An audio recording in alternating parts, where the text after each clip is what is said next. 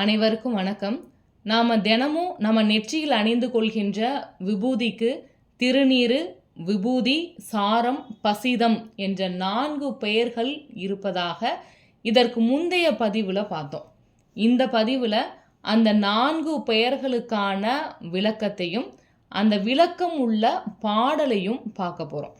அந்த பாடல்: நீடல் உறும் தீவினை அனைத்தும் நீற்றிவிடலால் நீரென்றும், வீடில் வெறுக்கை தருதலினால் விபூதி என்றும், உயிர் தோன்றும் கூடு மல மாசினை கழுவும் குணத்தால் சாரம் என்றும், மடம் ஓட வளர் சோதியை தருதலால் பசிதம் என்றும் உரைப்பாரால் என்பதுதான்.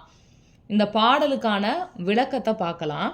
நீடல் உறும் தீவினை அனைத்தும் நீற்றிவிடலால் நீரென்றும், மனிதர்களுடைய பாவங்களை எல்லாம் நீற்று போக செய்வதால் திருநீறு என்றும். நீற்று போதல் அப்படின்னு சொன்னால் அழிக்கிறது. மனிதர்களுடைய பாவங்களை எல்லாம் அழிக்கிறதுனால திருநீறு என்ற பெயரும், வீடில் வெறுக்கை தருதலினால் விபூதி என்றும். வெறுக்கை அப்படின்னா செல்வம் அப்படின்னு அர்த்தம்.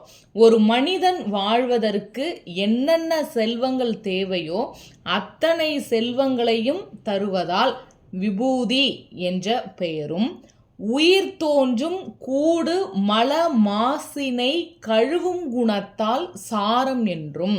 இந்த உயிர் தங்கி வாழக்கூடிய உடல், அந்த உடல்ல இருக்கின்ற மனம், இந்த ரெண்டுத்திலையும் இருக்கக்கூடிய குற்றங்களை எல்லாம் மாசுகளை எல்லாம் நீக்குவதால் சாரம் என்ற பெயரும், மடம் ஓட வளர் சோதியை தருதலால் பசிதம் என்றும் உரைப்பாரால்.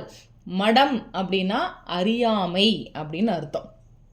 மனிதனுடைய அறியாமையை நீக்கி அறிவு வளர்வதற்கு உதவுவதால் பசிதம் என்ற பெயரையும் அந்த விபூதி என்பது பெற்றிருப்பதாக இந்த பாடல்ல சொல்லியிருக்காங்க.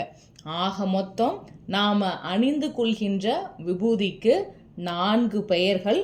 ஒன்று திருநீறு, இன்னொன்று விபூதி, சாரம், பசிதம். இந்த திருநீரை நாம் தினமும் பூசிக்கிட்டு வந்தோம்னா நம்ம வாழ்க்கைக்கு என்னென்ன தேவையோ அத்தனையும் கிடைக்கும். நன்றி.